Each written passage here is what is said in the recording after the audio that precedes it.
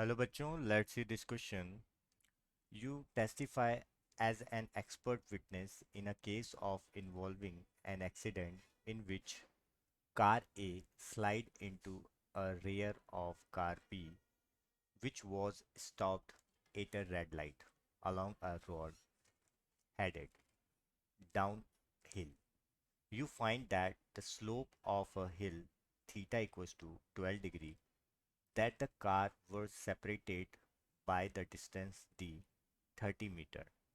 When the driver of a car A put the car into the slide, it lacked any automatic anti-brake lock system, and that speed of a car A at the onset of a braking was V naught equals to 18 meter per second. With what speed did car A hit car B if coefficient of kinetic friction was a 0.60 dry road surface and 0.10 road surface cover with the wet leaves. तो सबसे पहले हम देखते हैं बच्चों की concept. तो यहाँ पर जो की कॉन्सेप्ट होगा बच्चों, वो होगा यहाँ पर Newton's law of motion. Newton's law of motion. बच्चों अब हम बात करते हैं यहाँ पर सॉल्यूशन की. सॉल्यूशन. तो बच्चों पहले हम सिचुएशन को देखते हैं. यहाँ पर कोई इंक्लाइन प्लेन है जो क्वेश्चन में कहा हुआ है, और यहाँ पर दो कार्स हैं ए एंड बी. ए और बी दो कार्स हैं. ये बी है और ये ए. ठीक है. अब जो यहाँ पर दिया हुआ है कि जो हमारी ए कार है वो वी नॉट की स्पीड से चल रही है, और ये कितना इंक्लाइन एंगल है, 12 डिग्री. ठीक है, 12 डिग्री के इंक्लाइन एंगल पर है. और इन दोनों के बीच में जो डिस्टेंस दे रखी है वो हमें दे रखी है 30 मीटर. तो 30 मीटर की हमारी डिस्टेंस हो गई. अब हमें ये बोला गया है, और जो वी नॉट दे रखा है जब इसने ब्रेक अप्लाई करे तब ये था 18 मीटर पर सेकेंड. अब हमें ये दे रखा है कि ये इसको ए कार बी को क्या करती है, हिट करती है. तो पहली कंडीशन हम ये देख रहे हैं, अगर हम विटनेस है तो पहला हम ये देख रहे हैं कि यहाँ पर जो काइनेटिक फ्रिक्शन होगा जो हम लेके चल रहे हैं 0.60, जब हम ये अज्यूम करके चल रहे हैं कि यहाँ पर हो सकता है कि ड्राई रोड, तो ड्राई रोड सरफेस की वजह से जो काइनेटिक फ्रिक्शन लगेगा उसकी हम बात करेंगे. ठीक है. और वो हमें क्या दे रखा है, 0.60 दे रखा है.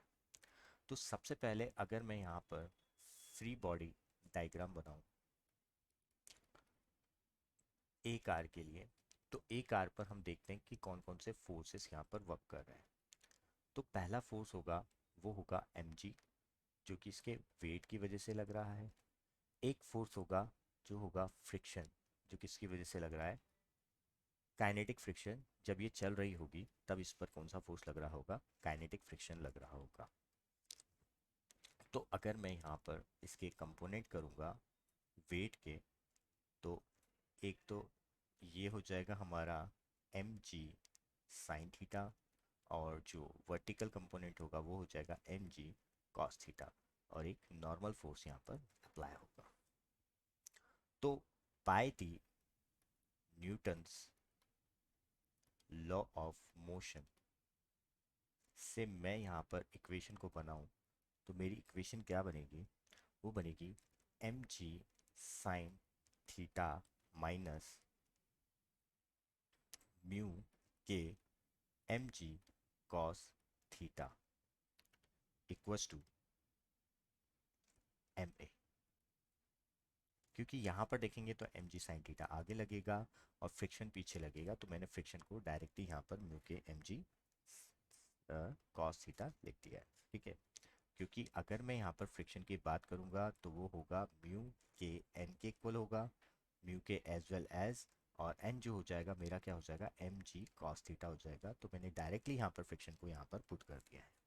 अब मेरा पर्पस क्या है इसको निकालने का, कि मैं यहाँ से एक्सेलरेशन को निकालना चाहता हूँ। तो मेरा जो एक्सेलरेशन, यहाँ से इक्वेशन को सॉल्व करूँगा तो क्या निकलेगा, जी साइन थीटा म्यू के जी कॉस थीटा। यहाँ पर सारे के सारे एम कैंसिल आउट हो जाएंगे, तो ये मेरा क्या निकल गया है, एक्सेलरेशन। अब मेरे को यहाँ पर दे रखा है कि जब कार स्टार्ट होती है, अब यहाँ पर हमें क्या दे रखी है, उसकी वेलोसिटी दे रखी है। तो मैं यहाँ पर लगाऊंगा third equation of motion, third equation of motion Newton की। तो थर्ड इक्वेशन ऑफ मोशन से मैं क्या लिख सकता हूँ, V square equals to U square plus two A S. अब यहाँ पर क्या दे रखा है, वी स्क्वायर मेरे को फाइंड आउट करना है, यू यहाँ पर दे रखा है V naught, two A acceleration हो गया, डी डिस्टेंस हो गया। तो V square as well as V naught का स्क्वायर एज वेल एज, और जो हमने एक्सप्रेशन निकाला था उसको मैं यहाँ पर पुट कर दूंगा, जी साइन थीटा माइनस म्यू के जी कॉस थीटा और मल्टीप्लाई में डी। अब मुझे यहाँ पर सबकी वैल्यूज दी रखी है। अगर मैं वी नॉट की वैल्यू की बात करूँ तो वो दे रखी है मुझे 18 मीटर पर सेकेंड। जी की वैल्यू जो हमें लेनी है वो लेनी है 9.8 मीटर पर सेकेंड स्क्वायर। और अगर डी की वैल्यू की बात करूँ मैं, तो हमें म्यू के की वैल्यू की बात करूँ तो वो हमें क्या दे रखा है, वो हमें दे रखा है 0.60, 0.60 वो हमें दे रखा है। और हमें क्या दे रखा है, और हमें थीटा जो दे रखा है वो कितना दे रखा है, 12 डिग्री। अब मैं इन सब की वैल्यूज़ को यहाँ पर पुट करूँगा और यहाँ से v की वैल्यू को फाइंड आउट करूँगा कि जब वो टकरा रहा होगा तब इसकी फाइनल वेलोसिटी यहाँ पर क्या रही होगी। तो साइन 12 डिग्री, म्यू के की वैल्यू 0.60, 9.8 कॉस 12 डिग्री, और जो डिस्टेंस दे रखी है वो हमें क्या दे रखी है, वो हमें दे रखी है 30 मीटर। तो उसको भी हम यहाँ पर क्या कर देंगे, पुट कर देंगे, तो मल्टीप्लाई 30। अब इसको मैं सॉल्व करके यहाँ से मैं किसकी वैल्यू निकाल लूँगा, v की वैल्यू। तो यहाँ से मैं जब वैल्यू निकालूंगा तो 96 आएगी, तो ये हो जाएगा मेरा 9.79 मीटर पर सेकेंड। तो ये तो जब हुआ जब हम ड्राई रोड की बात कर रहे थे। अगर हम यहीं पर ही हम वेट रोड की बात करें कि वहाँ पर कुछ ना कुछ लीव्स बिखरे हुए हैं, तो उसके लिए जो हमें काइनेटिक फ्रिक्शन दे रखा है वो 0.1 नॉट दे रखा है। तो यहाँ से अगर मैं वी स्क्वायर की वैल्यू को निकालूंगा तो वी नॉट का square two G sine theta minus mu के डैश कर देता हूँ इसको, G cos theta multiply T. इसी इक्वेशन में सारी की सारी चीज़ें को मैं पुट कर दूंगा, ठीक है। Sine 12 degree minus 0.10, 9.8 cos 12 degree multiply 30 metre. तो बच्चों यहाँ से मैं निकालूंगा वी स्क्वायर, तो निकलेगा 264, मतलब वेलोसिटी जो मेरी हो जाएगी वो हो जाएगी 16.24 मीटर पर सेकेंड।